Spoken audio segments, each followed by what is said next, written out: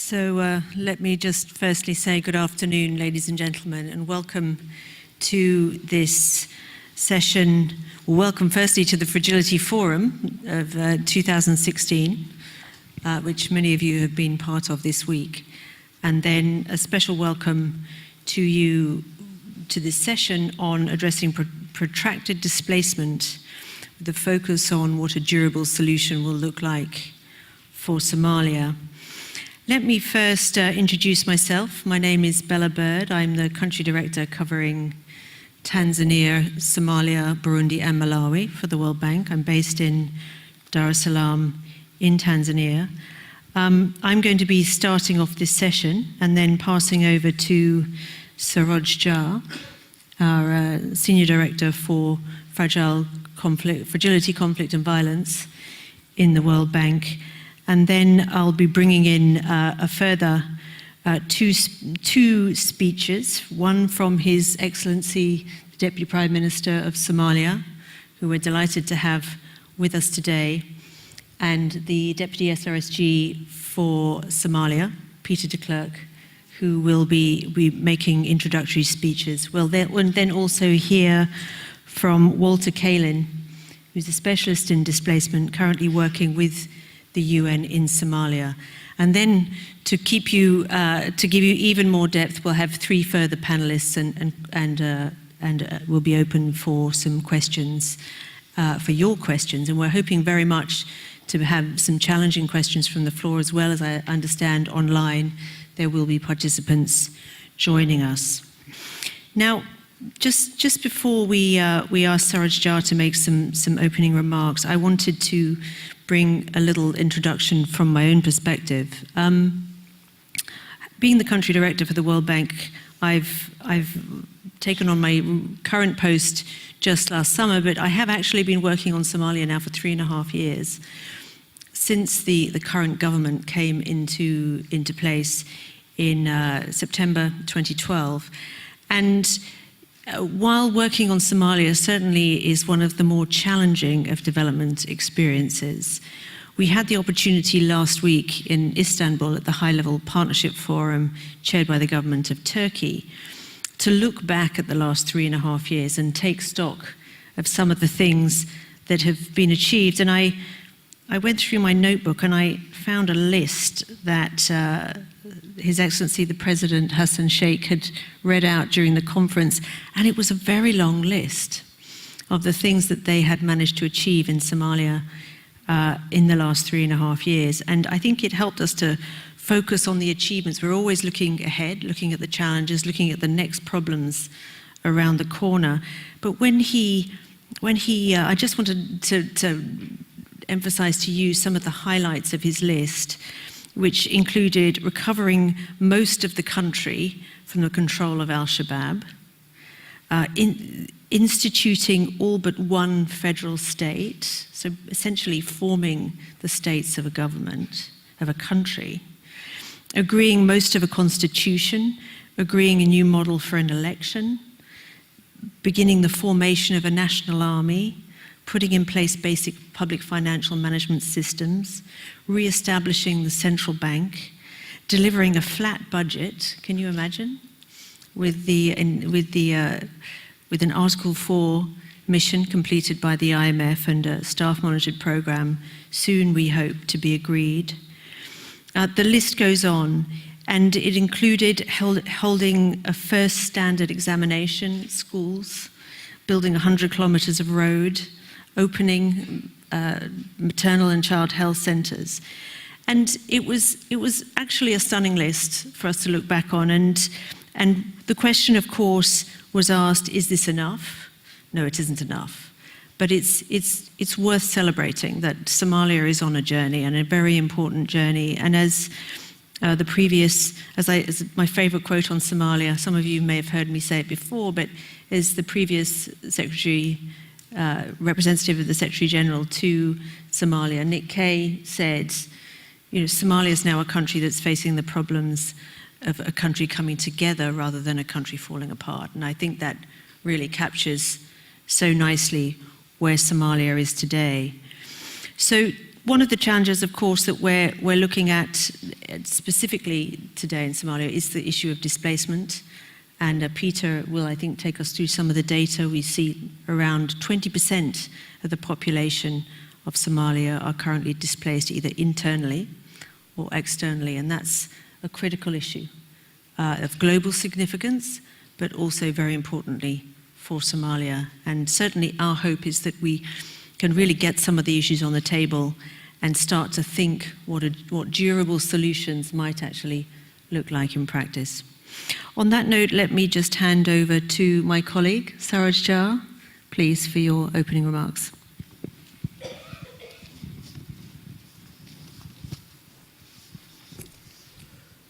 Thank you, Bella. Excellency, Deputy Prime Minister, distinguished guests, friends and colleagues, I have been with the Deputy Prime Minister and the delegation from Somalia for the last 2.5 hours. And then many things came to my mind. First,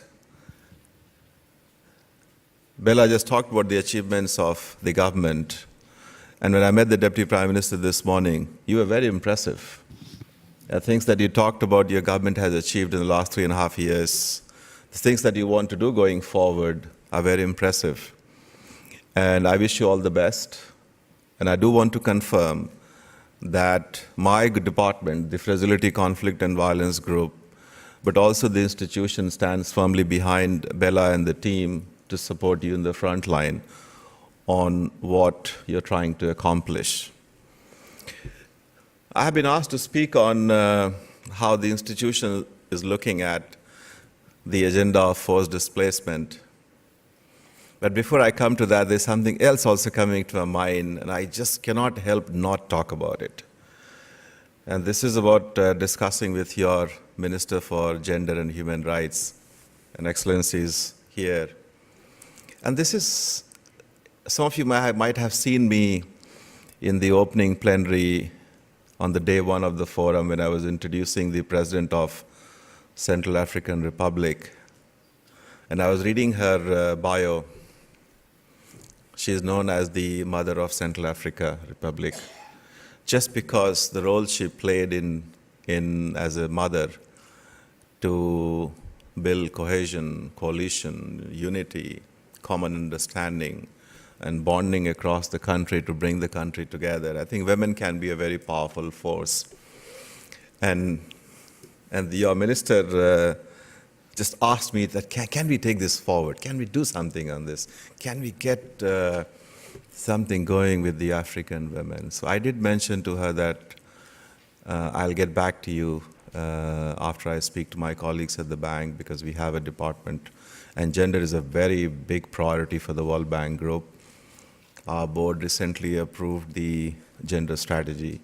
But I think gender for peace and development can be a very powerful thing for us to go ahead and make a difference. So I promise that we'll get back to you through Bella on this, because I think we can be really a catalytic institution in taking this forward along with the others. So on the issue of protracted displacement and the situation that Somalia is currently confronting. You know, I'm new in my job. This is my 5th week. But one thing I've come to realize that as an institution, we have not been able to really appreciate the size of the problem and the urgency with which we have to deal with this.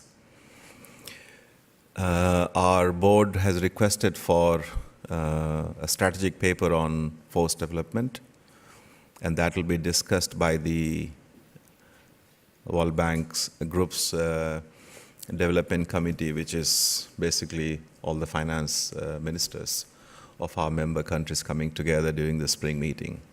So you can imagine the level of attention that this institution is paying to the forced development agenda. And one of the reasons why we are paying so much attention as an institution, and we are a development institution,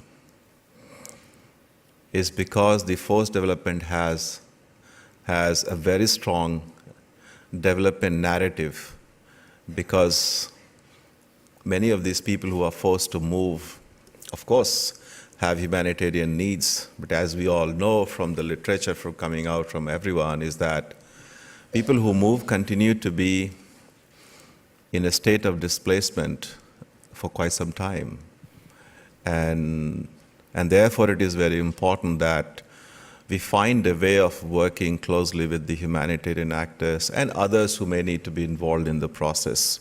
I think what I'm trying to convey to you is that the World Bank Group is now looking at the forced displacement from a development lens, and the strategy that we have proposed for discussion by the Development Committee will essentially answer many of the questions that you may have in terms of how we are going to look into these issues of protracted displacement from a planning perspective, financing, partnerships, and the various financing instruments we have as an institution.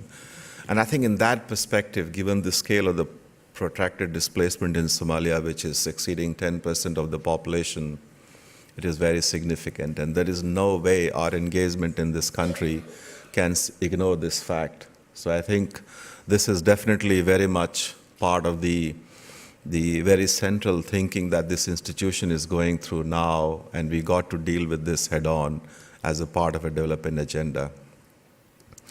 The second message I wanted to share with you is that what exactly that would mean when you say that this is part of our development agenda. And I think it is very much the way you look at these people and moving away from a protection-based approach, which is important when people move because they need protection, they need, of course, humanitarian assistance, is moving away from that to look at the vulnerabilities of these people. When these people move, they're uprooted from their society, they lose their assets, they lose their livelihoods, they lose their social connections.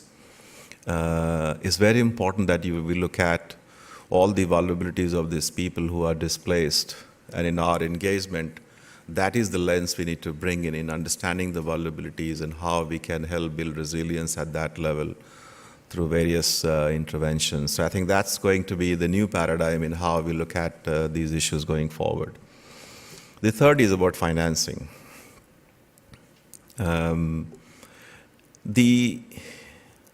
case of Somalia, I think, is also in a way challenging this institution to see if there is a problem that we have in Somalia, how are we going to respond to the New Deal, and following from that, the initiative, the durable initiative that you have initiated in Somalia, and how some of those issues will be taken forward, how will the resources be mobilized.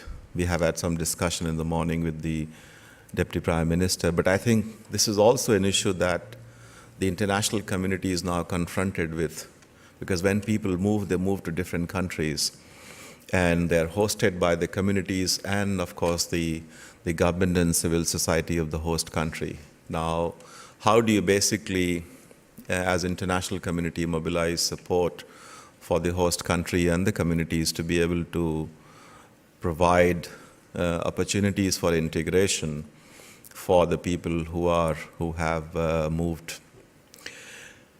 And this is where I think there's a lot of thinking going on in the institution, how we can be more innovative, how we can be more flexible in how we mobilize our resources.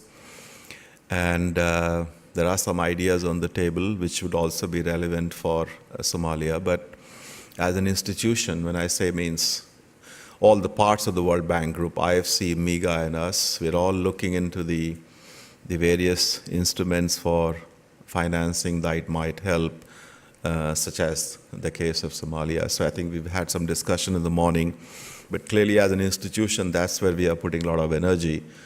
And our president has asked us to come up with some concrete ideas in the next few weeks, not months. And you heard him speak on the day one.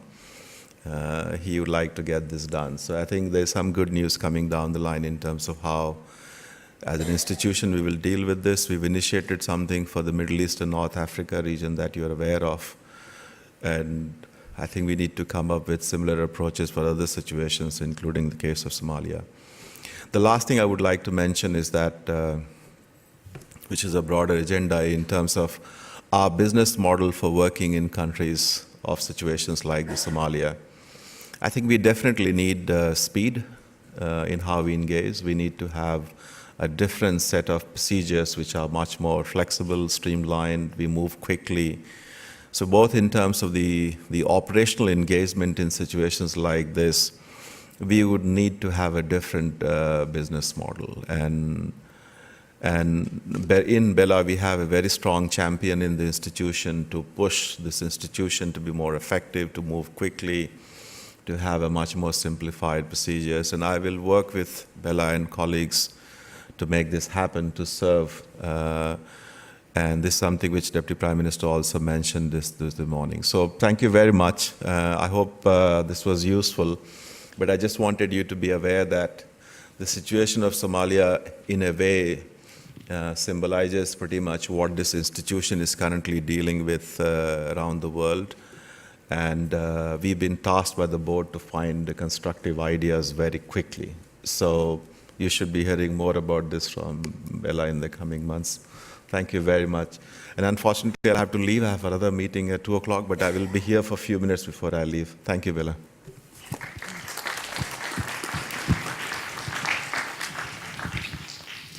Well, thank you very much, Siraj, and I think important to be reminded that the bank is now looking at forced displacement as through the development lens, and we have that direction certainly from the top of our institution. And we're looking at ways through our operational engagement to ensure that we can apply the flexibility and get the simplification that where we need to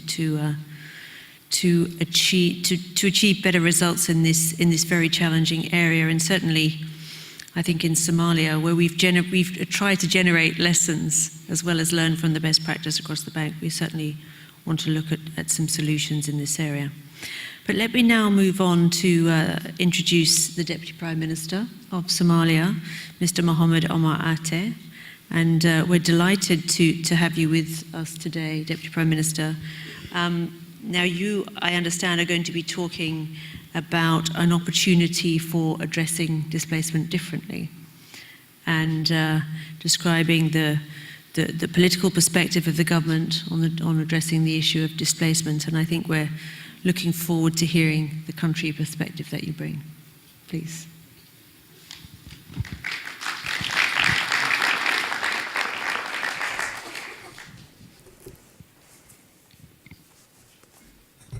I'll have to adjust.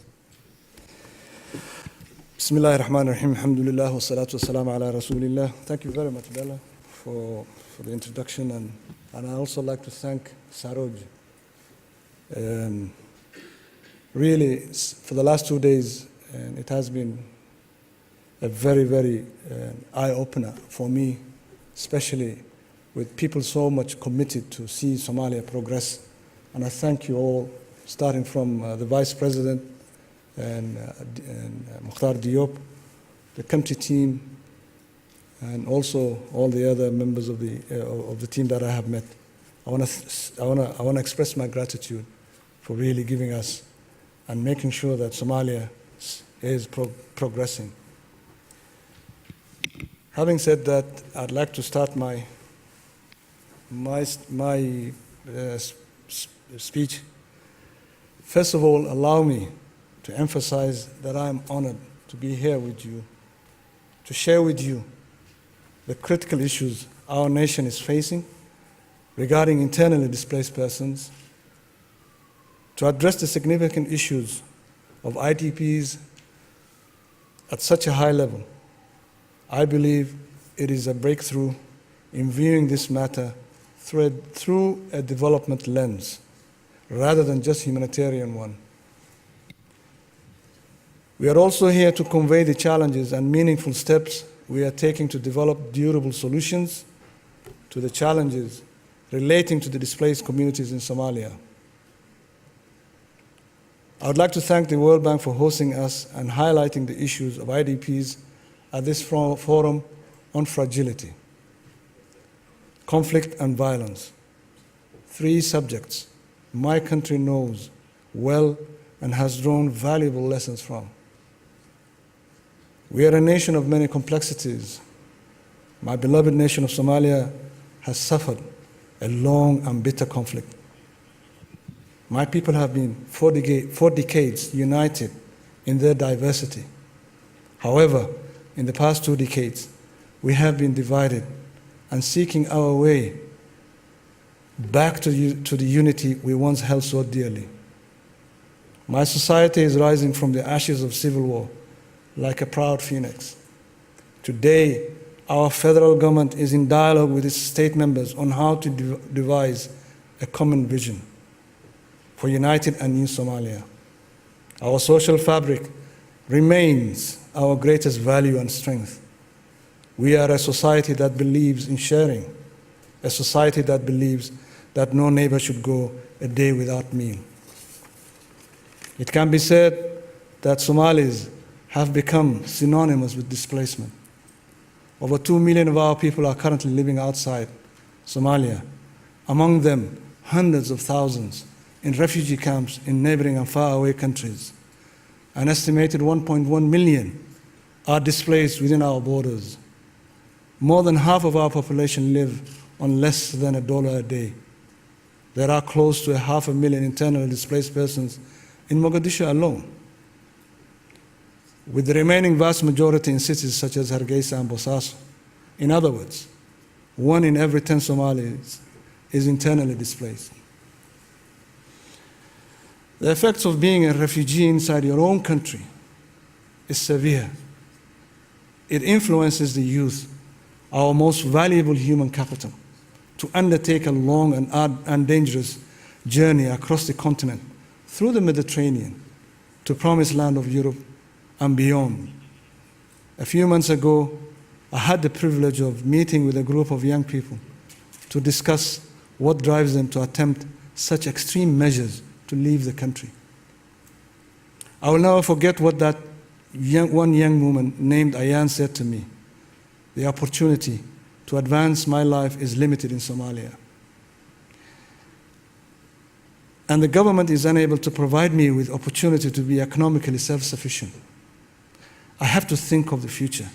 I do not care the risks associated with illegal migration. It is painful to hear this young lady talk, and like many others that have given their lives over a lottery with a very high chance of death occurring. As the Somali government, we understand more than ever that we need to have an alternative proposition for her and the many others that she symbolizes. The limited resources and lack of opportunity is causing our Somali youth to make dangerous choices to find a better life that is worth living overseas. As a father, it pains me to see so many young and talented Somali lives lost to a journey with no guarantee of survival. While in office, one of my greatest goals as a leader in Somalia has been and will continue to be providing solutions for the next generation to lead our citizens into a brighter future of reconstruction and development. Ladies and gentlemen, how did Somalia get here? 3 decades of destruction and more guns than people have created a vacuum of chaos and the demise of the once powerful Somali institutions. The pillars of Somali governance have perished. The government of Somalia does not look back in nostalgia. We look back to keep learning from our mistakes.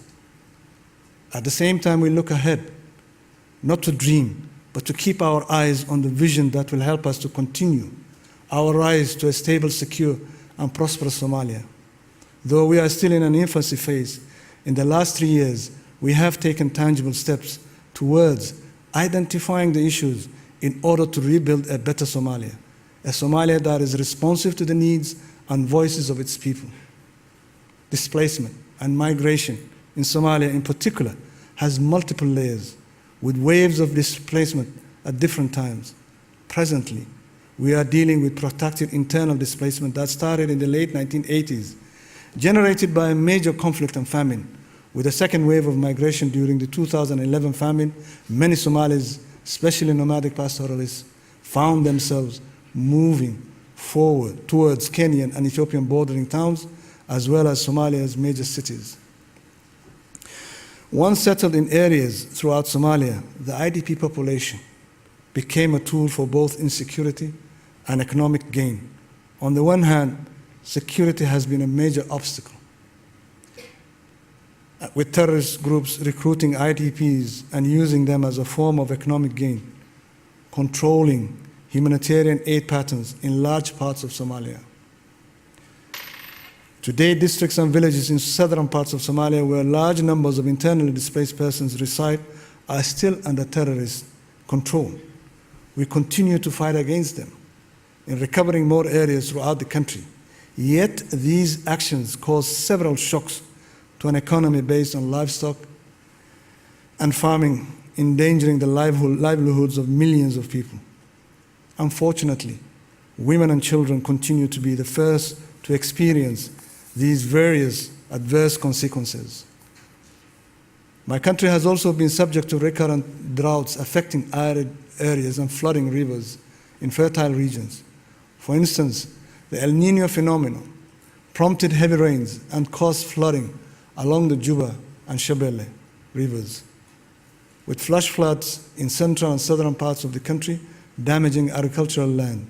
Furthermore, most of Bari, Sanag, Audal, Gedo, and the coastal line of Lower Shabelle and Juba region received below average rainfall in 2015. As a result, nearly 380,000 people face acute water and pasture shortage in drought-affected parts of Somalia. Another reality we cannot ignore is that internally displaced persons have become a commodity. As with many post-conflict countries throughout the world, we are dealing with the gatekeepers phenomenon.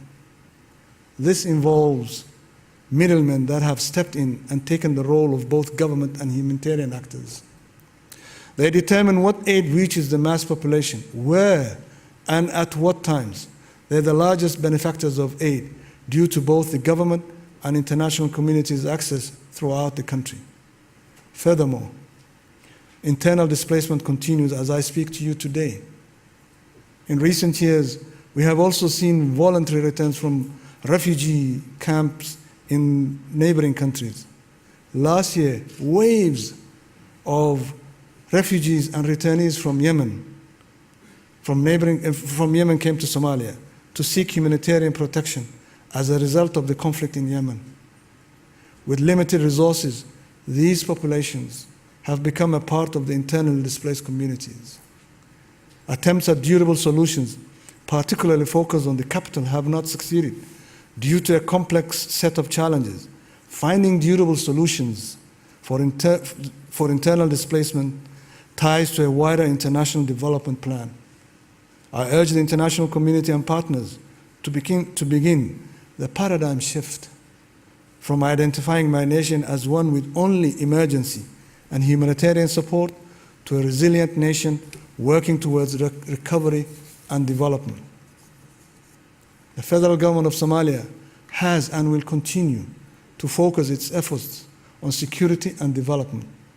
For several years, with the assistance of the African Union mission in Somalia, we have been able to recover our country one village at a time, recovering territories from Al-Shabaab, while working towards reconciliation and dialogue among Somalis.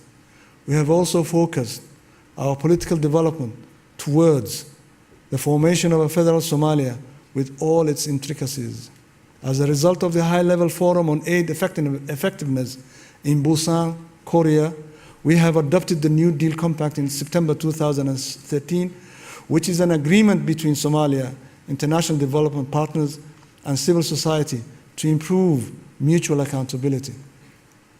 The New Deal calls for 5 peace-building and state-building goals, inclusive of politics, security, justice, economic foundation, and revenue and service delivery. We have committed ourselves to pursue ways of working to address the root causes of conflict and fragility, ensuring that all our programs and projects are based on fundamental rights. Alongside our Somali National Armed Forces, we have had consistent yet tempered security improvements in the capital and major cities, facilitating a small but tangible improvement in investment and private sector gains, increasing job opportunities, and creating livelihoods options for our people. We have also seen an immense surge of diaspora return, a great asset to the country, as they take an active role in both public and private sector development. This has also attracted some returnees from neighboring countries, mainly those who fled in 2011 due to the drought and famine. This has increased our much-needed human capital. One of the pillars of our national development plan is resilience and social protection, which will seek to pursue strategies that rely on and empower community-rooted crisis response mechanisms and improved coping mechanisms, which would advance approaches already endorsed by the government. Moving forward together is the norm. Though there are various programs from various agencies, both international and local, working on re-immigration programs of both returnees and urban IDPs taking place in Somalia, the sustainability of these programs are questionable and at best limited. The Somali community is very diverse and have connections to many towns and cities throughout the country, but in their current state are dependent on urban economies to feed their families. Our common goal should be to focus on sustainable and long-term durable solutions for not only IDPs, but for the host community that live a very similar life. It is a large-scale task that requires innovation at heart and series of coordinated steps, policies, and strategies, which my government is committed to, not only to establish, but to lead as well. We all need to begin the conversation on a roadmap to development benefiting all of our citizens, inclusive of IDPs, returnees, and the host community. This roadmap should be effectively framed within the Somali context, firmly anchored in fundamental human rights, and should allow us to think outside the box, meaning that we need new and innovative ways of looking to an old problem to find sustainable solutions. Our main takeaway on how to move forward is to, firstly, collectively improve our security apparatuses and strategy to prevent conflicts and winning over Al-Shabaab, while focusing on the rule of law by reducing crime and insecurity. We also wish to address the issue of the radicalization of our youth. Also, security means that all IDPs, including women, are secure. Gender-based violence is an issue that the Somali government takes very seriously. And we have a zero tolerance when it comes to gender-based violence. We need to intensify our efforts and include victims of GBV in the search for durable solutions. At the end of the day, men and women should be able to enjoy security. Secondly, the need to understand the magnitude of the internal displacement situation across the country. It is imperative for our partners to share their findings and empirical data that they collected. This will enable the government to find durable solutions as well as sound policy. Thirdly, holistic service delivery for returnees and IDPs and the host communities should be improved, among which is the imminent need to ensure IDPs have their rights protected, treating them as full citizens. To this end, our government is willing to initiate the implementation of the African Union Kampala Convention on the protection and assistance of IDPs, to which Somalia is a signatory. The implementation of the convention will make a significant contribution to improving the well-being of IDPs in Somalia. Finally, in order to absorb, we need proper urban planning for IDPs and refugees in cities throughout the country. It is clear that we need to move away from camps and informal settlements to organize affordable housing. We are now experiencing unprecedented levels of evictions from both public and private properties. Moreover, We are working on establishing policies that are in accordance with the law when it comes to forced evictions. We believe that every citizen has the right to a shelter. The government is currently working on land tenure policies and plan to focus on ways to facilitate land and shelter allocations for displaced communities. To say the least, displacement in Somalia, as with many conflict-affected countries, is complex. To tackle the issue of displacement in Somalia, we need a holistic, coordinated, and targeted approach to move forward. My government affirms its commitment and effort to advance durable solutions for displaced communities in Somalia. It is a fundamental right for every citizen and a core commitment from my government to ensure we serve all our citizens with basic human rights. As a central government, we cannot do this alone. That is why we are continuously engaging all regions and sectors of Somalia and its society. We do this with the assistance of our partners in peace and development, and will require a tremendous amount of sustained effort and commitment from all parties. With the amount of global hotbeds increasing, such as Syria, Iraq, Libya, and Burundi, we hope that Somalia's modest progress does not push us to the list of the forgotten ones. Ladies and gentlemen, I would like to take this opportunity to reaffirm our full commitment to take all the necessary steps within our means to realize durable solutions for displaced people in Somalia. We are ready to take this initiative forward and find real and tangible solutions for the displaced people in Somalia. Thank you very much.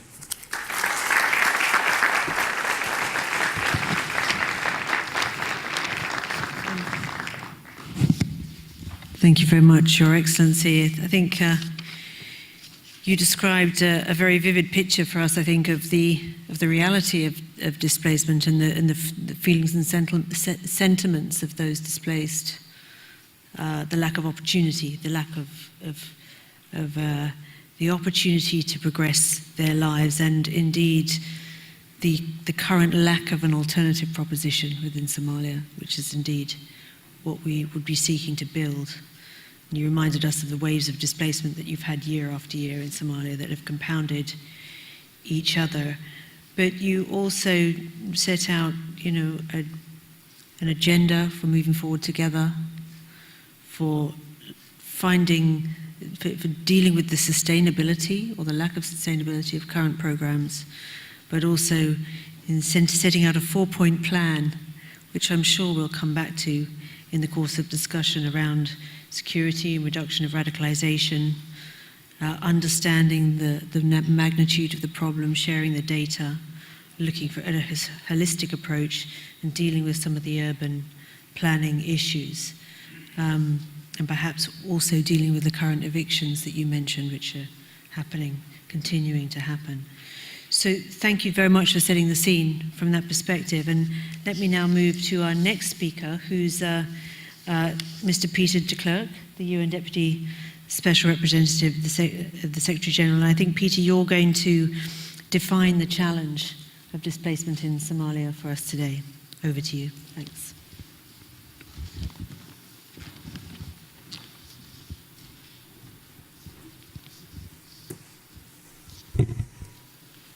Your Excellency, Mohamed Omar Arte, Deputy Prime Minister of Somalia, Your Excellencies, ladies and gentlemen, friends, as we say in our region, all protocol observed. Having been away for 2 years from Somalia after having served as Deputy Special Representative Political, I remain very optimistic about the great opportunities, the transparency, the cooperation that we're experiencing still for Somalia. Notwithstanding the problems on security, on the political stage, things are possible today in Somalia that would hardly have been thinkable just 2-3 years ago. One of them remains the receptiveness and enthusiasm of the government towards the pursuit of durable solutions.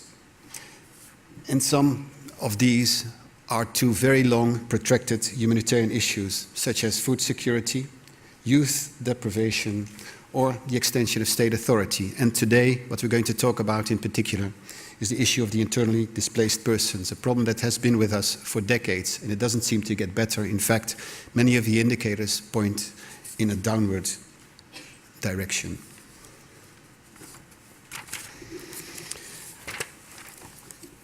I would first of all like to thank the Deputy Prime Minister for his presence and for his speech, and emphasize that government leadership is absolutely key, is a critical success factor in the pursuit of durable solutions for internally displaced persons. In fact, without that commitment, we simply cannot and should not move forward.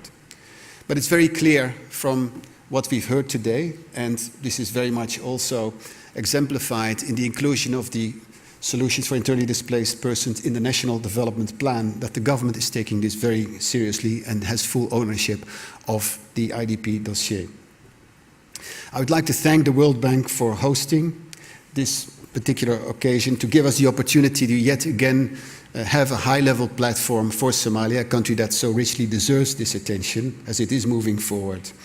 And also want to stress that our cooperation with the World Bank is already very strong in Somalia as far as the UN and the government is concerned, but particularly on the UN side, we're working very closely together already on risk management, capacity building, and now the issue of displacement.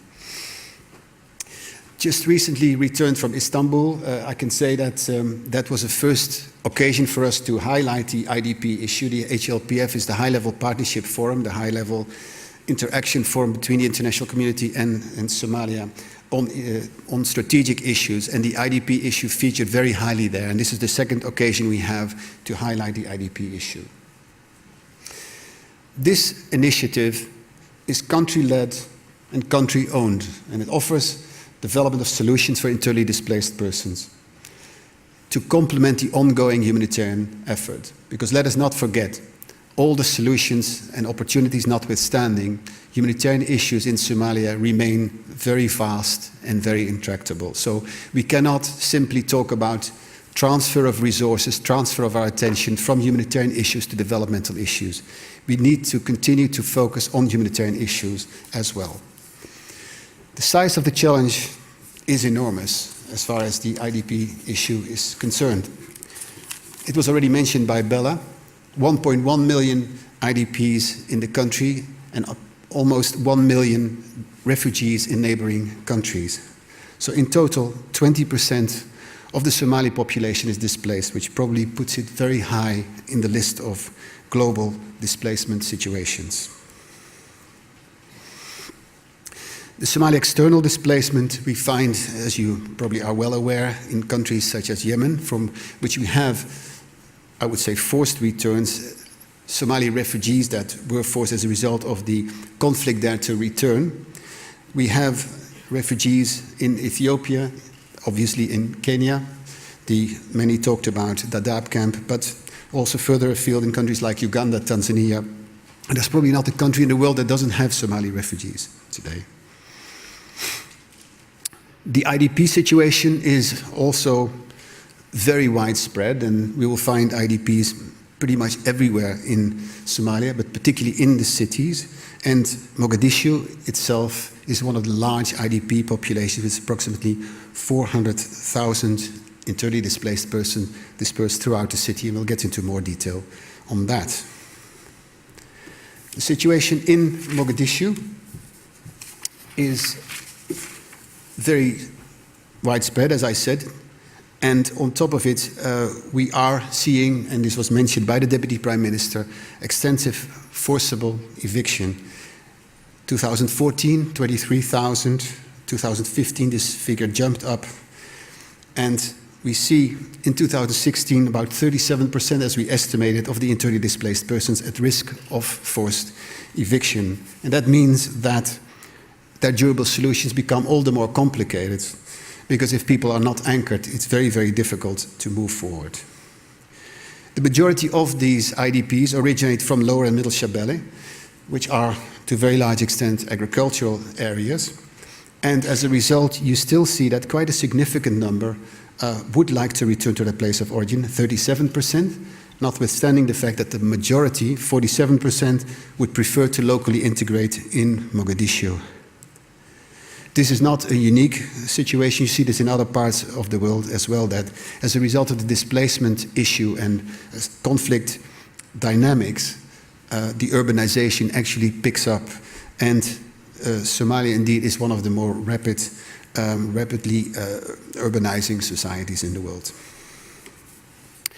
Urban problem, as I mentioned, urbanization is rapid, 4.5%, which means that a town that was 1/4 urban in 1980 will be half urban in 2030. So that's something to think about, and it creates very different dynamics, not just on the social life, but on the economy of the country.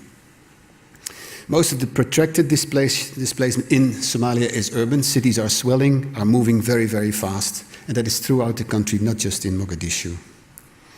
Different population groups are living in informal urban settlements, not only IDPs.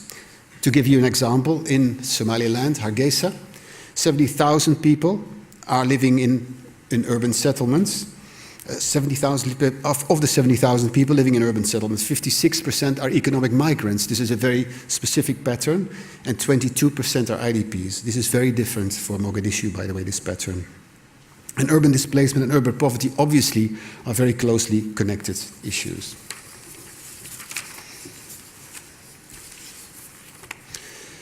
For the capital, Mogadishu, 20% of the population are internally displaced persons. So 400,000 internally displaced persons in the capital of a total of just less than 2 million persons.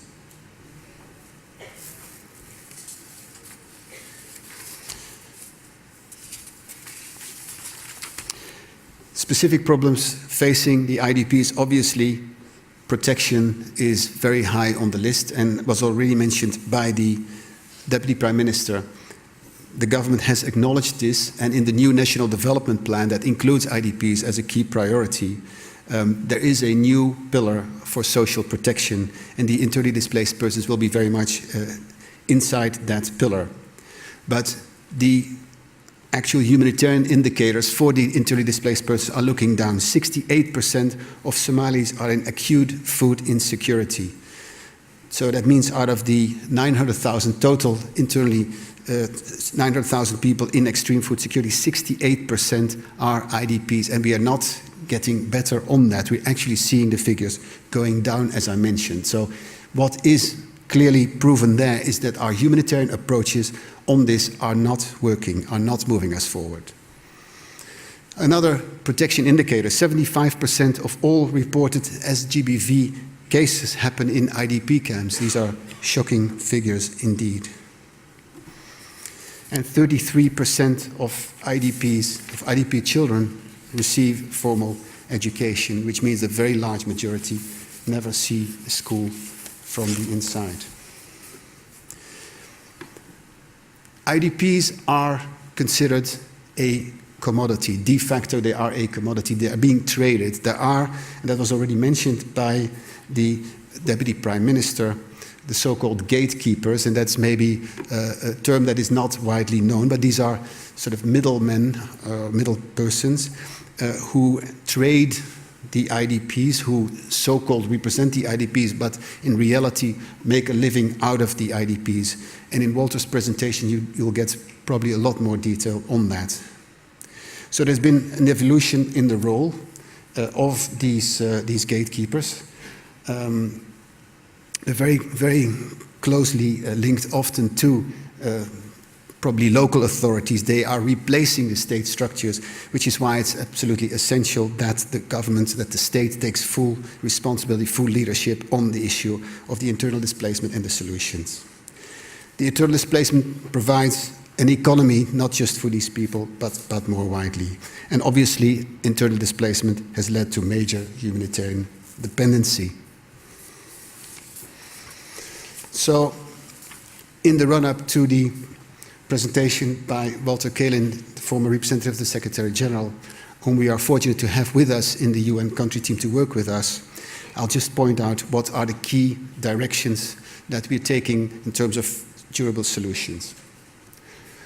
First of all, the political commitment, absolutely essential.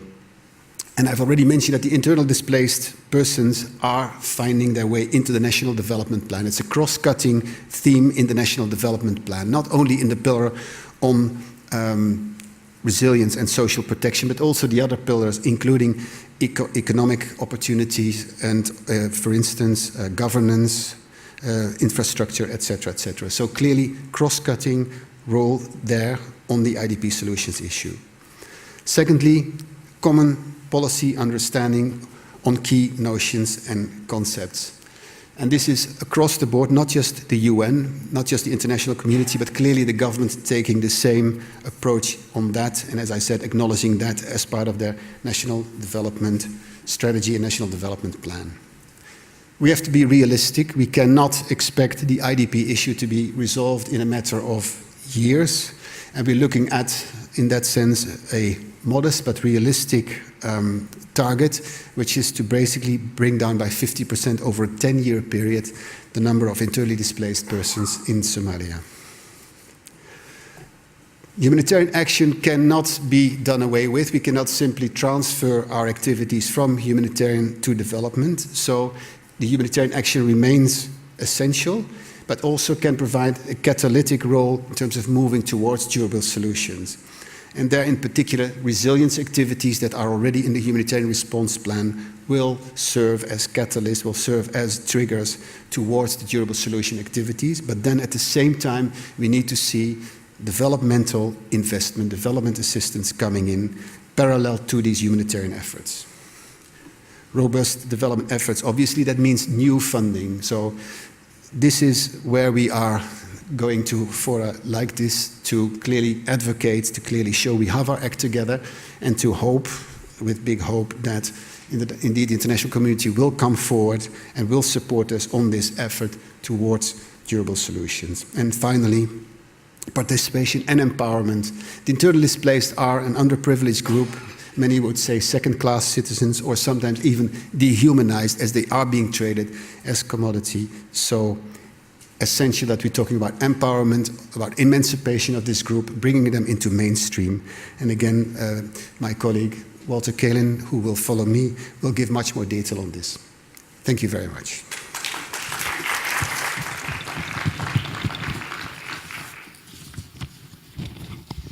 Thank you very much, Peter, for giving us some of the numbers to define the problem, and also, I think, setting the stage for our third speech from Walter Kalin. And Walter, as a special advisor to the UN on displacement, will look at moving forward and possible approaches towards durable solutions. Walter, over to you. Thank you very much. What I would like to do, Excellency Deputy Prime Minister, Excellencies, ladies and gentlemen, what I would like to do is to give you some more detailed information on what actually can be done in a context like that of Somalia to find durable solutions for the many IDPs. Before doing that, I've been asked by a World Bank colleague to kind of make the case that, in fact, looking for durable solutions for IDPs is something that matters for development actors. That internal displacement is not just a humanitarian issue, but also a development issue. Being a professor, of course, you might think I'm coming up with a complicated theories, but I don't need to do that because World Bank staff have already put that very nicely, for instance, in a study by Asger Christensen and Niels Harrild a few years ago, who said, well, displacement is negative for development. It's affecting political stability in some contexts. It contributes to fragility.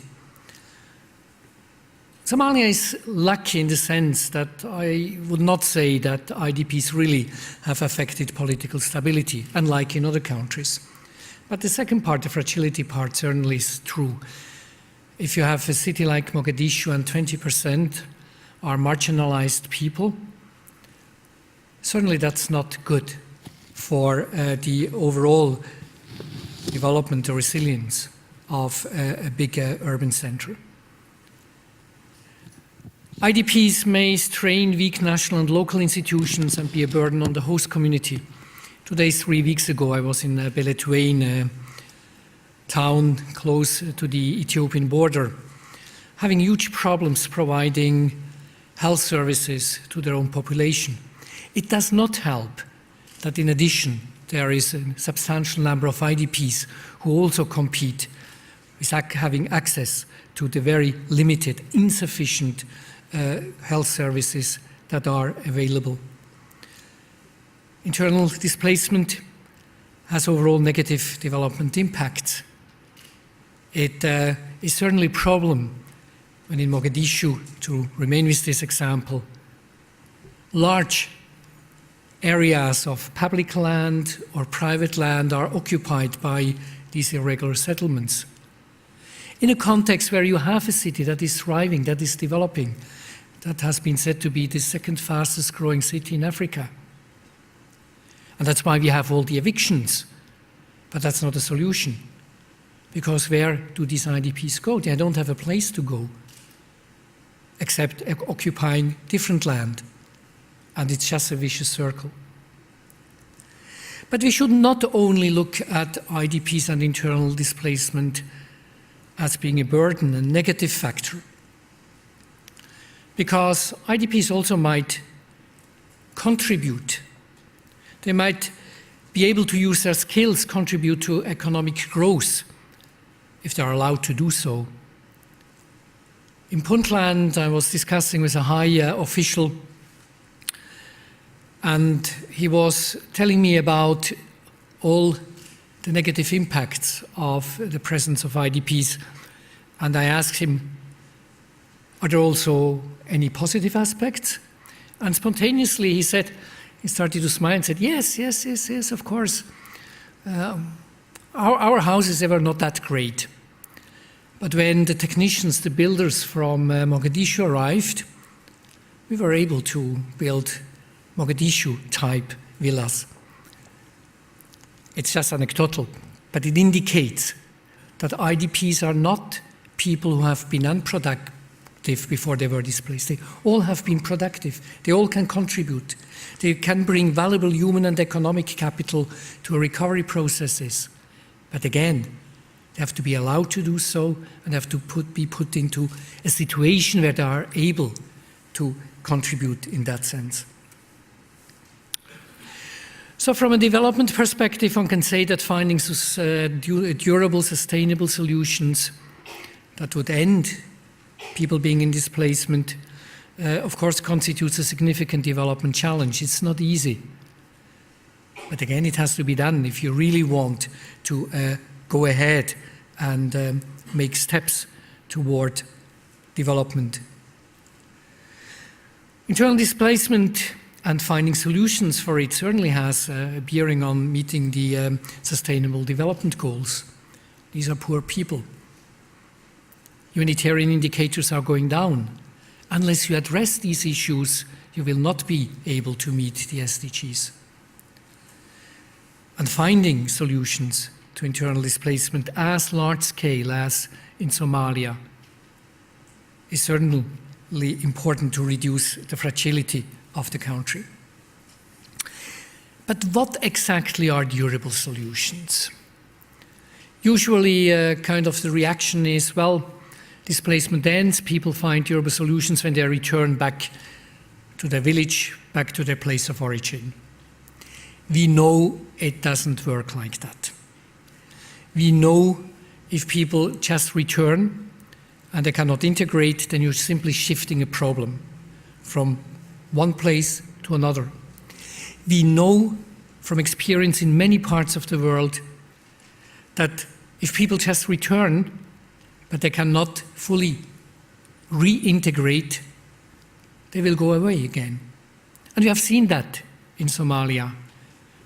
We have seen that with people returning from the neighboring countries, returnees, but also some of the IDPs who were given by humanitarian actors return packages.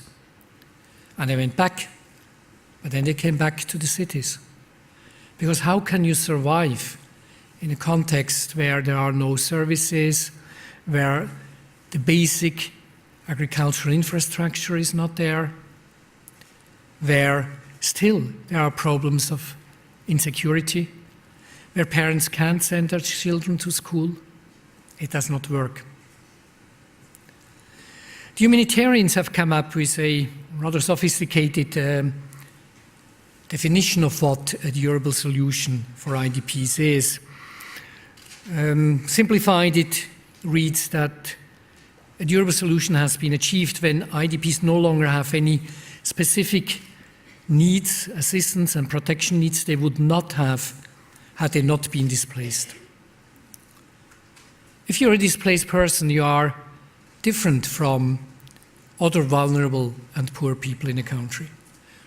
Those who have not been displaced have not lost their homes. They have not lost their livelihoods. They have not lost their community ties. They are not in need to find a place where they can rebuild their lives. That's all displacement specific. What this kind of definition does also say is finding a durable solution is not a quick fix. It's not today I'm an IDP, tomorrow I'm back to normal life. It's a process. It's a complex process. Step by step, it takes time. And again, we know from experience that in most countries where displacement has not just been short time, but protracted, as is the case in Somalia, some people have been in displacement more than 20 years. Many have been born in displacement. Sometimes even the third generation. Experience shows that where we have protracted displacement, to find durable solutions is a long process. A process that takes maybe a decade, step by step. That's the humanitarians. What do the development actors say? They say something a bit different, but basically it's the same thing. The World Bank's Michael Cernia has developed a model on how to address relocation in the context of development projects. And what he says is that relocations, and we're talking about the big infrastructure projects, is basically a process of impoverishment. And finding to make relocations work is a process of reversing the process of impoverishment. And we can fully apply that to internal displacement. IDPs have lost their land, so it's from landlessness to access to or to restitution of land in the case of return. They have lost their jobs, their livelihoods, so it's getting back to employment. They have lost their homes, so reversing the process means finding permanent housing, and the Deputy Prime Minister highlighted that need. But it's not only hardware, it's also the soft factors. Being an IDP means being marginalized at the fringes of society. And whoever has been to Somalia and has traveled and has been to the different urban areas has seen IDPs are very visible, even though they are at the margin of society. Because just driving through such an area, it's very clear where the IDPs are living and where the non-displaced people are living. That's a marginalization, the exclusion. So to reverse that process would mean from marginalization to social inclusion. And so on and so on. I don't have to go into all these places here. But what it means is actually we can profit from what development actors have learned in the context of planned relocation. Namely, it's a process that has to be comprehensive, that has to be holistic, that has to look at the different aspects of human life. And it's not just about, for instance, housing. It's not just about going back. So a durable solution is achieved when people are really reintegrated into mainstream society. That's the core of it.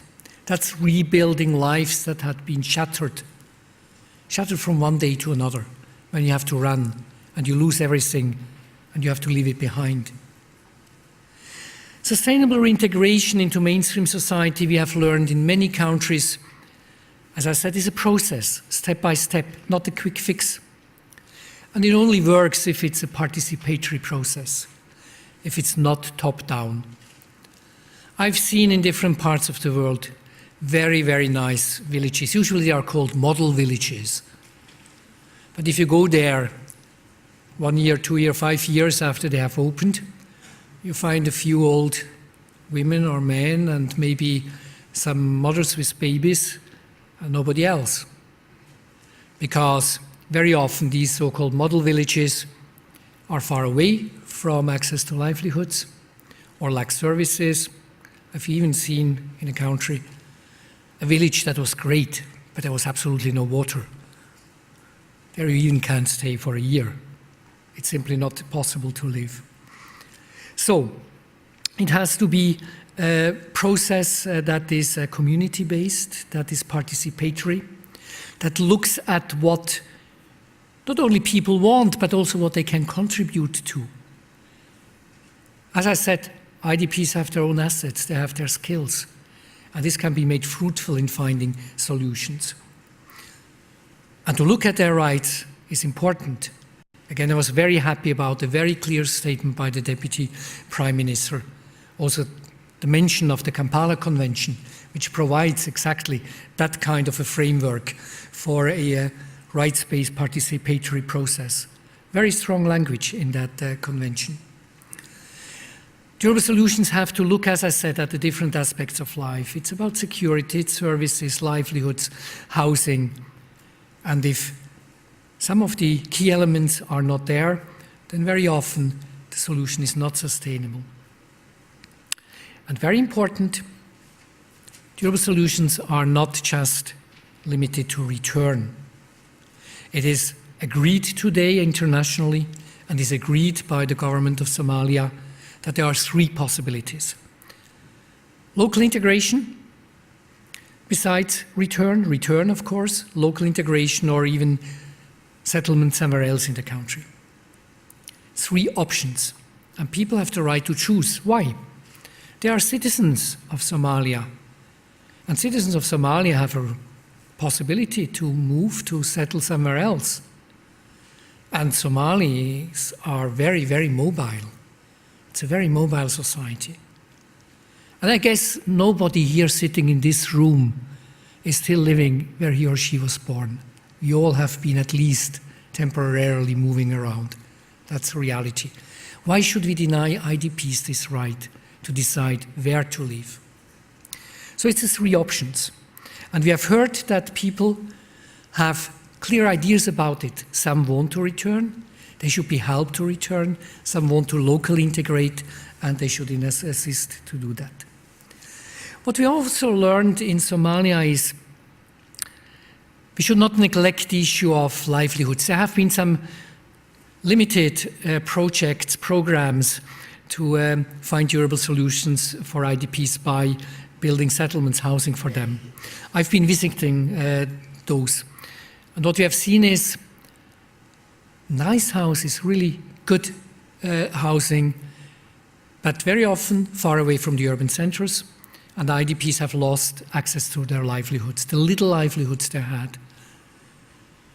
Also, building housing for 1.1 million IDPs and 1 million returnees, that's quite a challenge.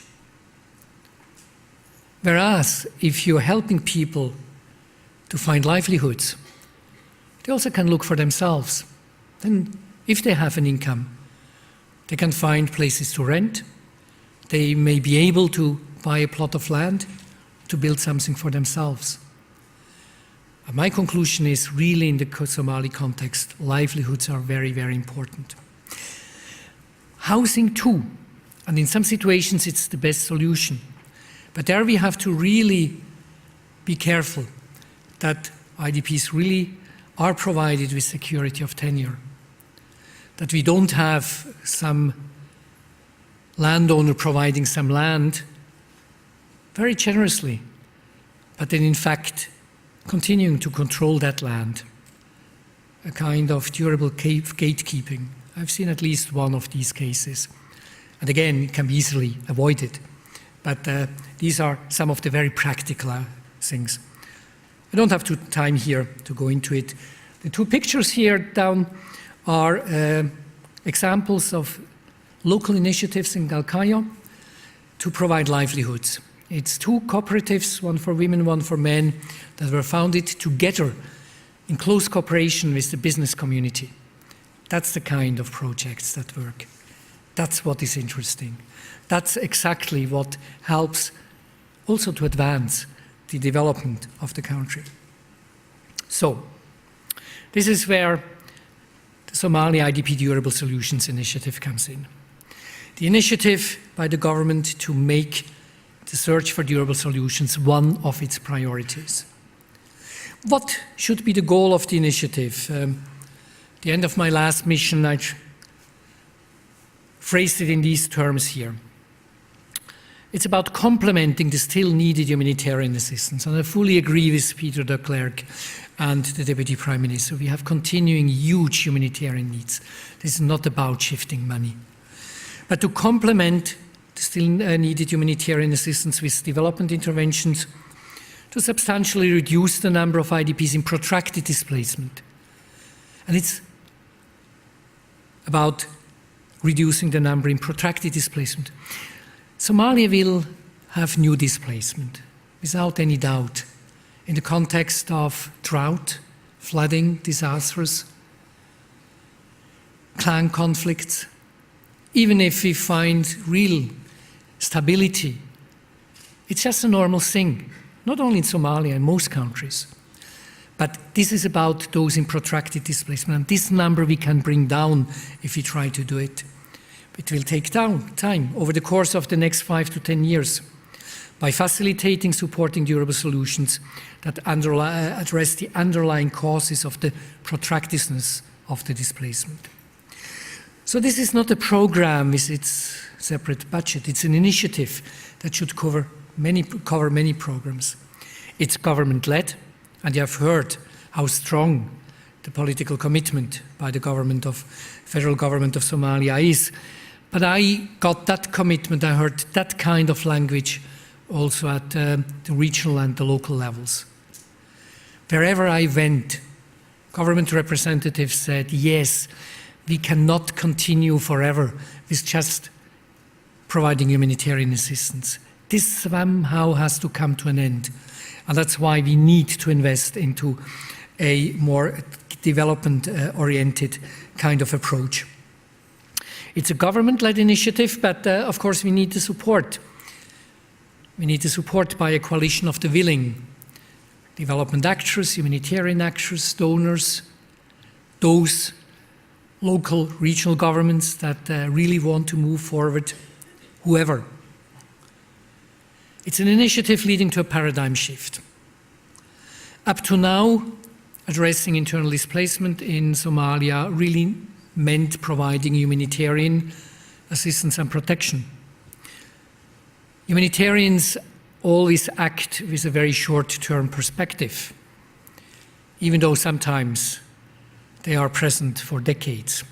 This is linked to funding mechanisms because humanitarian funding is usually a one-year perspective. You can't solve internal displacement for 1.1 million people by looking at what we're doing next year. Development, that's long-term perspective. Humanitarians very often look at people as beneficiaries, and then they have to identify the beneficiaries.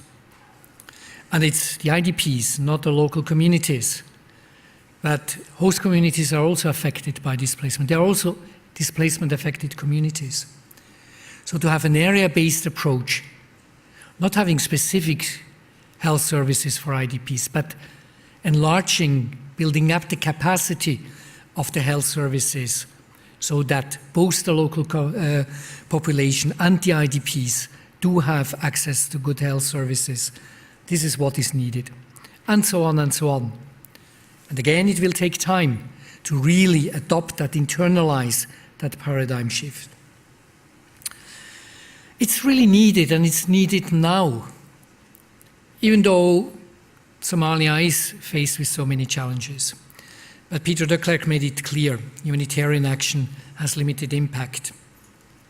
The development challenges are very real for Somalia. And then there's also the state building aspect, the peace building aspect. I went to several of the panels here yesterday, and one common theme was that many of the conflicts have their cause, their roots in exclusion. And IDPs are excluded. Finding durable solutions is about ending exclusion. It's about inclusion. Why now? We heard it from the Deputy Prime Minister. The New Deal approach provides us with a kind of framework. The National Development Plan that is being elaborated now and integrates internal displacement as one of the development priorities provides us with a great framework. This is really a window of opportunity. And the state building process has advanced to a stage where we do have governmental counterparts at all levels. My first visit to Somalia was in 2009. And I made lots of recommendations at that time as representative of the UN Secretary General on IDPs. There were simply no counterparts. So this was quite recommendations in a vacuum. That's no longer the case. Of course, there are risks. Do the authorities have the capacity? If there will be a new government, will it change the priorities? And what about the donors? Are they ready to come to support the initiative? But it's all risks I think we can address. And that's how the idea is, how we want to address it. That's a kind of action plan, so to say. What we need is political commitment. Political commitment that was expressed just 40 minutes ago, very strong. But we also need political commitment in the sense of kind of agreeing on the standards that are important. At the federal level, there is a draft IDP strategy for Somalia. It has not been adopted yet, but not because of the content. It's some institutional issues. But I think it would be important to have this draft strategy adopted. It's already adopted in Puntland and in Somaliland. Institutionalized initiative. This is kind of finding a mechanism for a steering committee at highest levels, also within the UN and the humanitarian and development community to have the appropriate mechanisms and setup. Integration into development planning, yes, we'll have that at the federal level, but it has also to be done at the state level, the local levels. And I do think where we're talking not so much about return, but local integration, it's very much an urban planning issue. It's about planning not just for the regular population, but also in terms of capacity, in terms of geographical reach, to include the areas where the IDPs live. It's about investing into agriculture, into expanding state services in rural areas, and there again, to include the IDPs in the plans. We do know some, maybe we don't know as much as the Deputy Prime Minister hoped that we would know in terms of data. So some analytical work still needs to be done. The evidence base has to be improved. Some studies need to be done. But still, we know a lot, but some more needs to be done. We need to communicate to advocacy. What is very important, however, is, of course, the implementation. And there are some very specific ideas how to go about it. First, because we don't know that much in terms of what would work in the context of Somalia. because you cannot just import what worked in other countries. Everything is very context-specific. The idea is to soon launch what we call an innovation competition, to invite whoever has good ideas, communities, authorities, civil society actors, to come up with good ideas. This would be linked to small grants, so these ideas could be implemented, so to learn, but also to create the coalition of the willing. We need to really develop a toolbox again. What kind of projects in terms of creating employment do really work? And again, how can we have an inclusive approach, not just looking at the IDPs, but at the youth, for instance, in general. And then, and that's probably the key idea, is not to start with specific IDP exclusive programs, but rather look at existing development programs or planned development programs, and to examine how we could integrate IDPs into those programs, and how we could top up the resources so that the IDPs can be included. That's more cost efficient, but even more important, it's the right message. IDPs are citizens of Somalia. They have the right to participate in the development of Somalia exactly as any Somali citizen, and to include them into the overall development efforts. That's a good approach. Maybe sometimes we still need separate programming, particularly when we're talking about return to some areas, but this should be the key idea. And then capacity needs to be built at the different areas. To give content to this action plan, to these very general ideas, that's a work for the government, for the colleagues in Mogadishu for the next months to come. And I'm quite convinced that within a reasonable time we will be able to come up with very, very specific ideas, very specific plans along these lines. So, let me conclude. Will this succeed? Maybe, maybe not.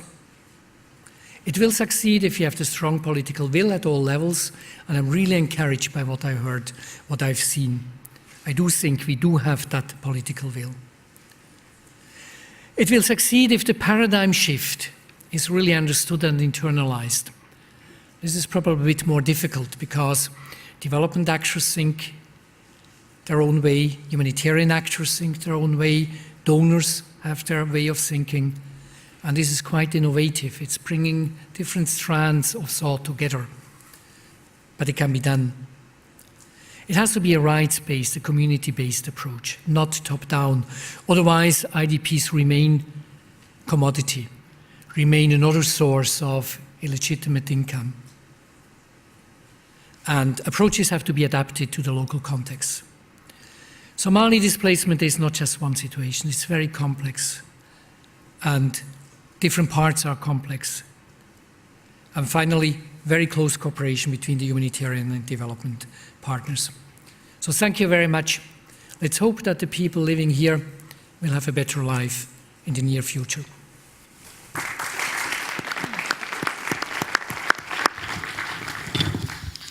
So thank you very much, Walter, for that presentation, which I think helped us to look at the definitions of what we're talking about durable solutions. What do we mean from both the humanitarian and the development perspectives, and then bringing in some of the lessons, but also setting out some of the parameters for a possible initiative within Somalia. And I think that as we go into the discussion, I think we want to get some more granularity there. Let's actually have a look at what this looks like. And I'm going to now invite the three respondents to the stage. Kieran Donnelly, Senior Vice President for the International Rescue Committee. Joanna DeBerry, Senior Social Development Specialist of the World Bank, and Elizabeth Pape, Head of the Fragility and Resilience Unit in the European Commission's Directorate General for International Cooperation and Development. It's a very long title, Elizabeth. But I'm sure you're going to bring some real substance to the discussion. Now, Now, what we wanted to add these three panel members because they bring additional perspectives. I think IFC, you're going to reflect on what you've heard so far. IRC, sorry, not IFC. I'm such a world banker. The IRC experience, you're going to share some of your experience addressing displacement in Somalia and also bring a global perspective. And I think what would be really interesting is to hear some very specific examples of what's working in the Somalia context. I think we've heard some of the broader parameters, we're aware of the challenges, but what things are working and what can we draw directly from the experience to date. Now, we have, Joanna, you're going to be bringing the perspective on the role of development actors, but also I'd be interested, you're working across the bank, you're on some very interesting initiatives, one of which I know quite well, in one of my other countries. But what's working? Tell us what's working. Where does the rubber hit the road on this issue?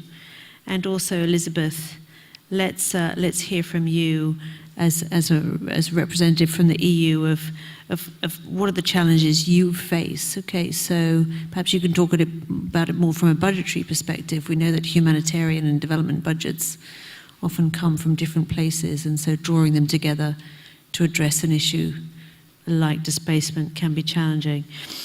So let's first start with IRC. I'm going to give you 5 minutes and I'll start waving a paper at you if you go on for longer than that, Kieran, but over to you. Great, thank you, Bella, and thanks to all of the speakers. It's a real pleasure to be here with all of you as the humanitarian on the panel. For those who don't know IRC, we're an organization that works in 33 countries, which are really characterized by two things: fragility and violence on the one hand, and displacement in various forms on the other. Somalia is a country we've worked in our current program since 2007, and it's like many countries where we work in the country. We work in the region with Somalis, and we resettle Somalis here in the US as well.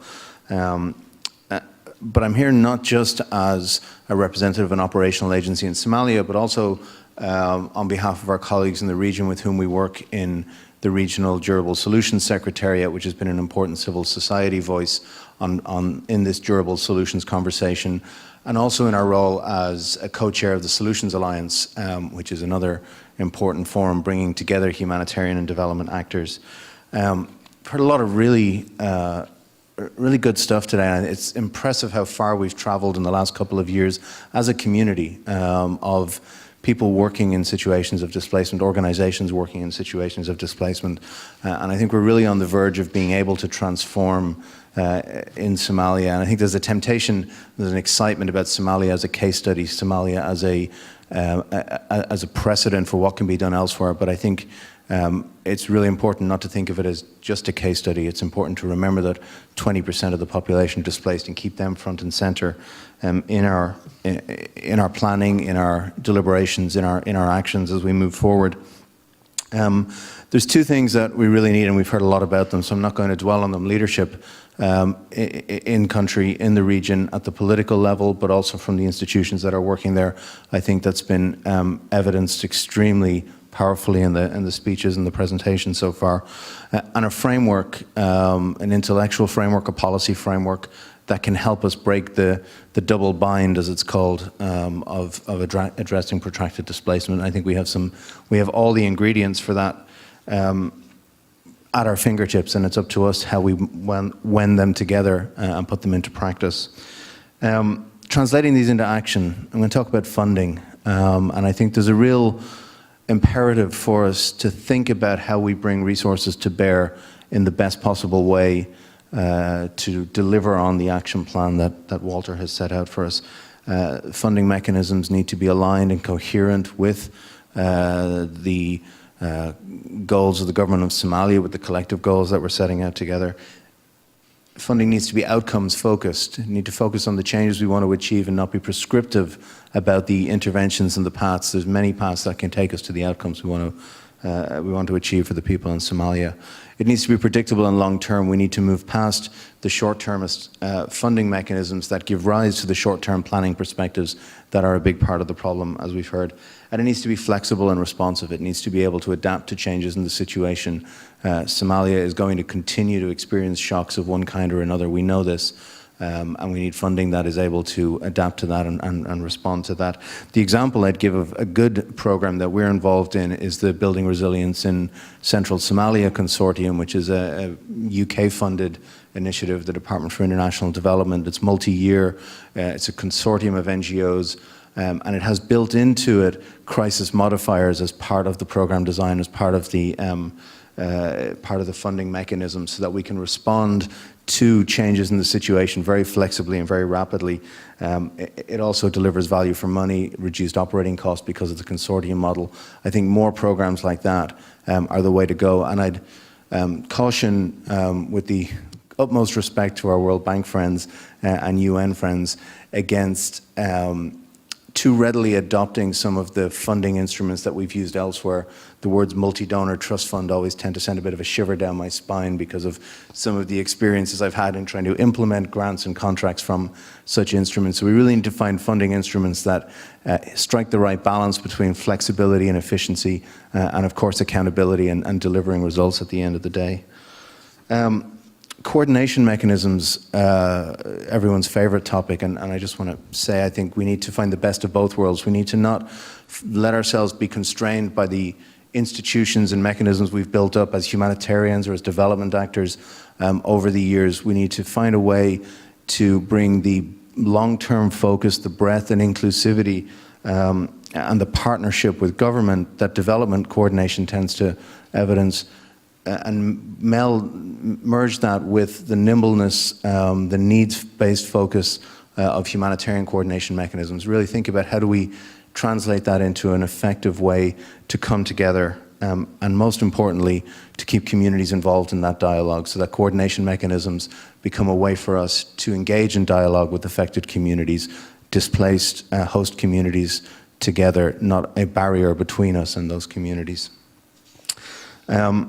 And I want to turn the lens back on the humanitarian community, because I think it's important that we recognize the challenges that we face also in this. And humanitarian principles are often held up as a bit of a stumbling block, or something that sets us apart from our friends in the development community.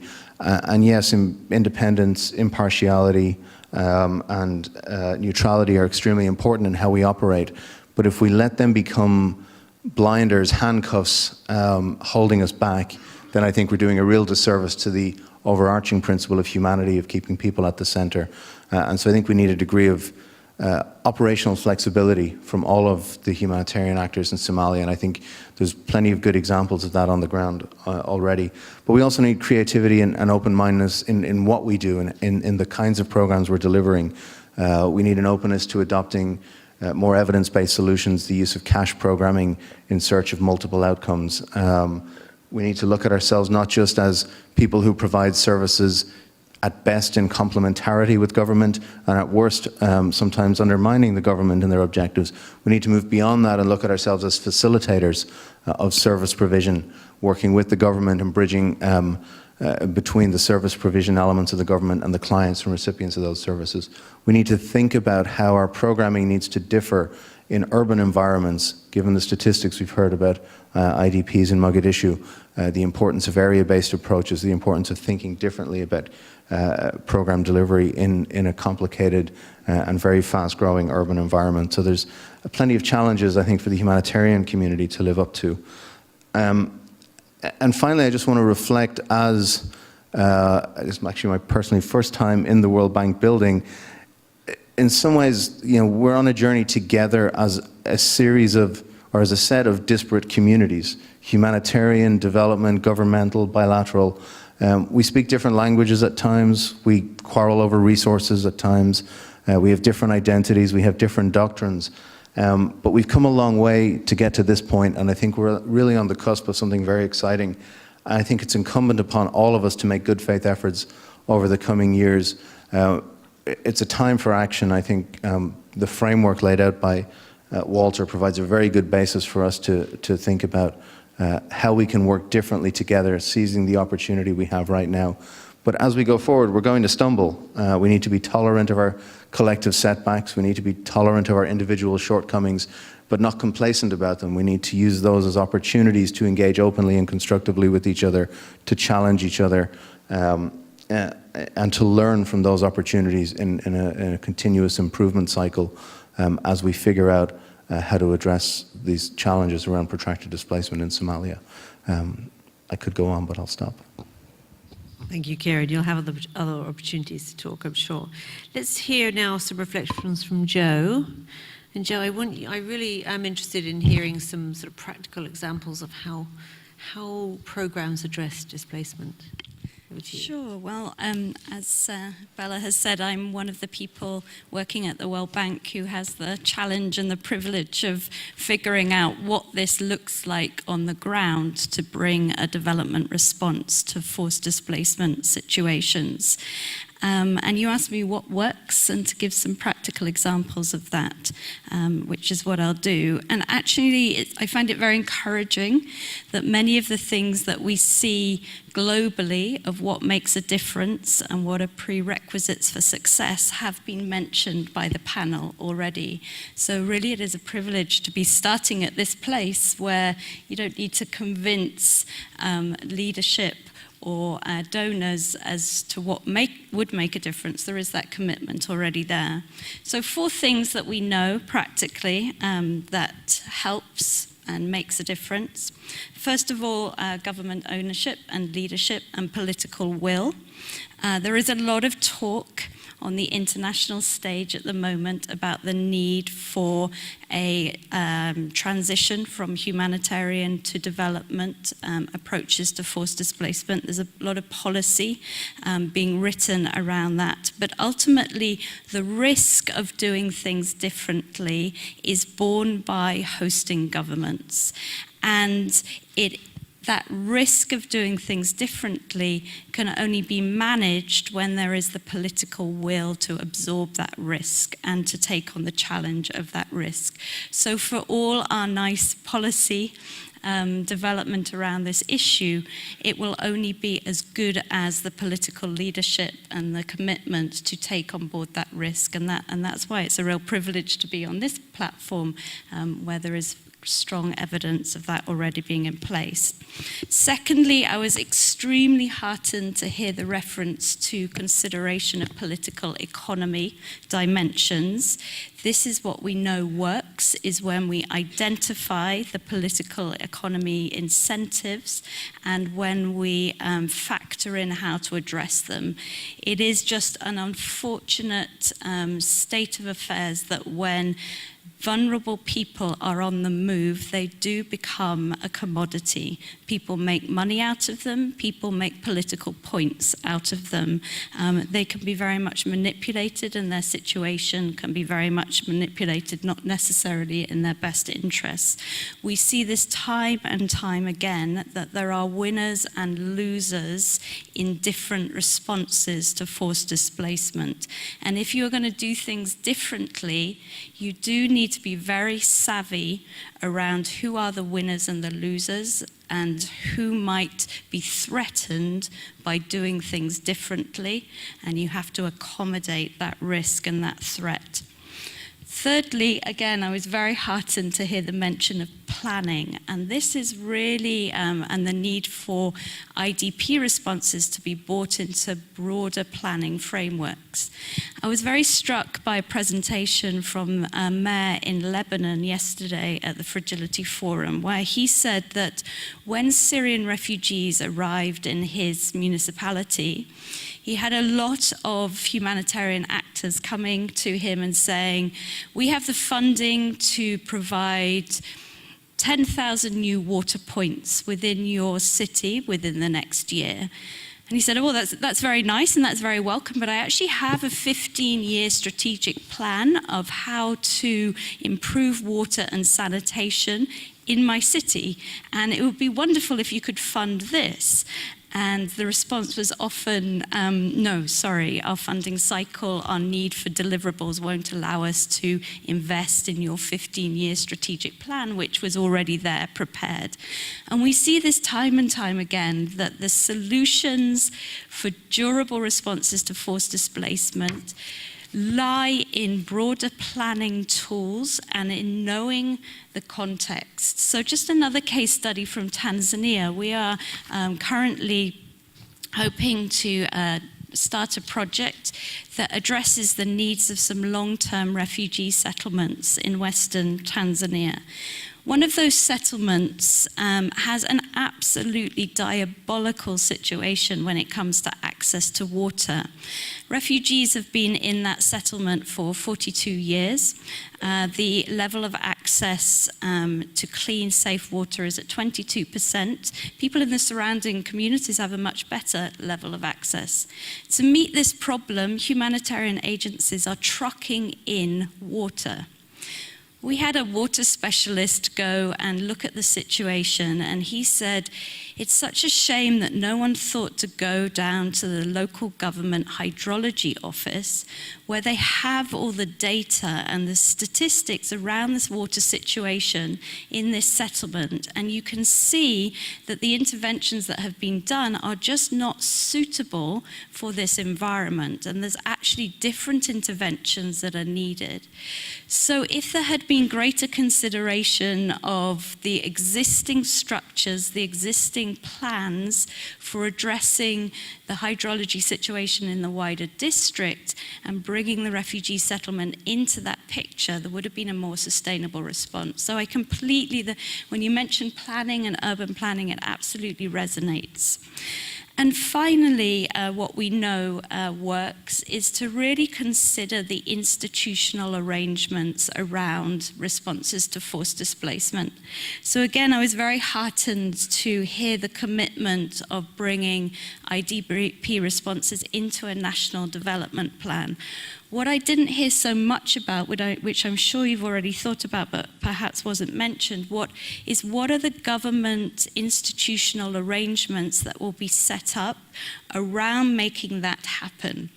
So all too often we see that displacement concerns, refugee concerns, IDP concerns are relegated to a very marginal part of the government. And there is a kind of subcontracting of the need to look at forced displacement to a Department of Refugees or to a Ministry of IDPs that gets very little attention and gets very little traction within broader ministries. Much more effective, perhaps, is to have a refugee or IDP desk within each of the line ministries, within each of the sector ministries, and then have some very high-level convening position in a president's office or a prime minister's office that can bring together those focal points across the different sectors. So really thinking upfront and early about how you're going to design the institutional arrangements that can roll out and implement an integrated response. So just 4 things that we know works well globally, but like I say, very heartened to hear that they're already on the agenda for Somalia. Thanks, Joe. Over to you, Elizabeth. Thank you. When I started to work for the European Commission and I had my first posting in Kenya 22 years ago, I had to wait in a hotel for a couple of weeks before I could move into a house. And at that time, the Somali government was also housed in that hotel. So 22 years later, I find it extremely exciting to sit on a panel and discuss what to do, how to help the Somali government to find a durable solution for the reintegration of people, Somalis living outside and internally displaced people. So this is very exciting for me. You asked the question about how we work in the EU with the humanitarian actors and other actors in the EU from our development perspective. Now, the importance of the security development nexus and the humanitarian development nexus has been on. We have been aware of that. It has been on the agenda for quite some time, but really the migration crisis in Europe, the refugee and migration crisis we face, has brought that up to a much higher level, where really from the very top, it receives utmost attention, and there is a lot of pressure on staff to really make progress, work together better to achieve really sustainable and results on the ground. Working with the humanitarian partners, in particular the European Humanitarian Office, has been something which has been going on, of course, all along. The problem usually is that the time horizon is different. The time horizon for humanitarian aid is very short-term, whereas we engage in very long-term planning, and that kind of always proved to be problematic. At the same time, if we look, for instance, at the duration people spend in, the time people spend in camps, in refugee camps, then it's not at all short-term, but it's actually quite long-term. I was shocked, I have forgotten the figure, but it's definitely longer than 10 years on average that a refugee spends in a camp. We work, for instance, very closely together with the humanitarian actors in the EU on a resilience plan. We have a resilience action plan. We will have a resilience forum on the occasion of the European Development Days in July this year. It will certainly not have that big it will not be as big as this Fragility Forum here, but I think it's an important occasion to bring together the humanitarian and development actors, and actually also other actors from the in that area relevant to displacement and migration and resilience in the larger sense. We also work very closely with the security actors, and I think the Sustainable Development Goals, and in particular the SDG 16, has also greatly helped to improve or to impose an urgency really for working together and developing a better understanding, because we come from different communities. The security community has been sort of operating according to their own schedules and culture, and we have a different culture in development. But nowadays, I think there is a big effort to better understand the constraints and the logic on the security side, and on the other hand, I think security actors also recognize that development is necessary for success of their security mission. So in Somalia, for instance, we also work on strengthening maritime security, together, of course, with other actors, with the EU, the African Union, IGAD, etc. And we provide support to the security sector through AMISOM and also the EU TM, Technical Mission. Also in the area of rule of law, etc. We are active, and we work together with security and our partners in particular.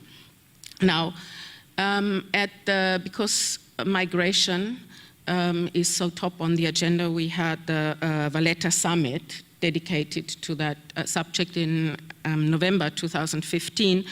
And the EU announced on that occasion an EU emergency trust fund for stability and addressing the root causes of irregular migration and displaced persons in Africa.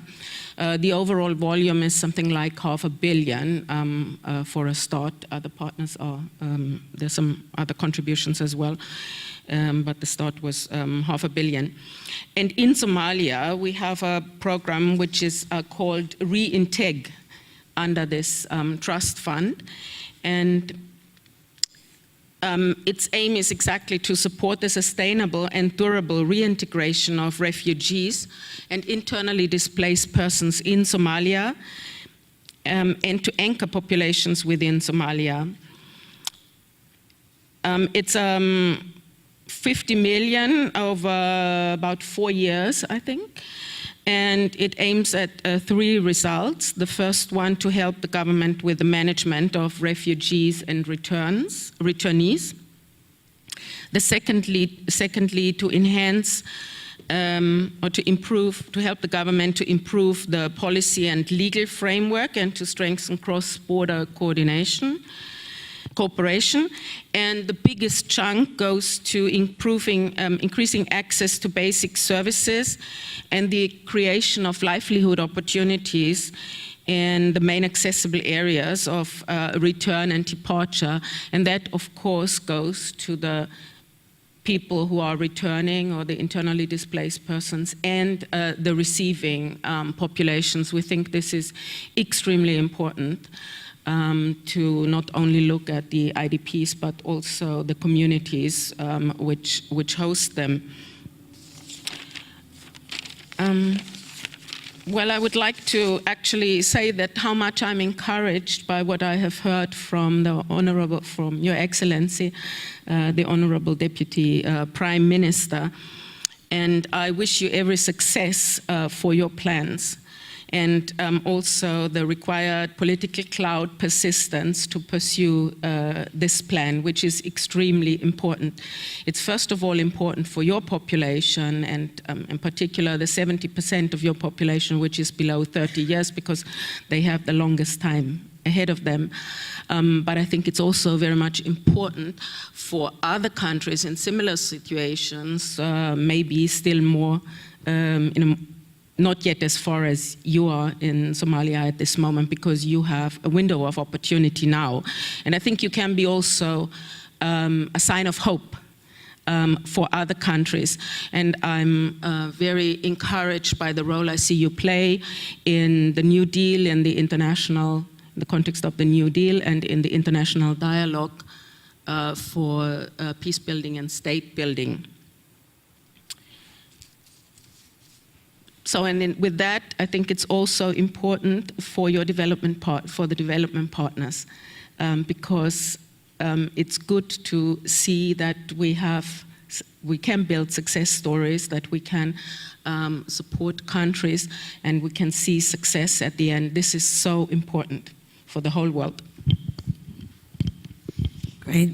Thank you so much, Elizabeth. Now, I'm sure that people in the floor are anxious to interrogate this esteemed panel on a number of the issues that they've raised. So I want to give the opportunity for anyone to raise their hand and put a question to the panel, or if there's any questions online, we'd be happy to put those to the panel. But anyone in the floor here, please signal.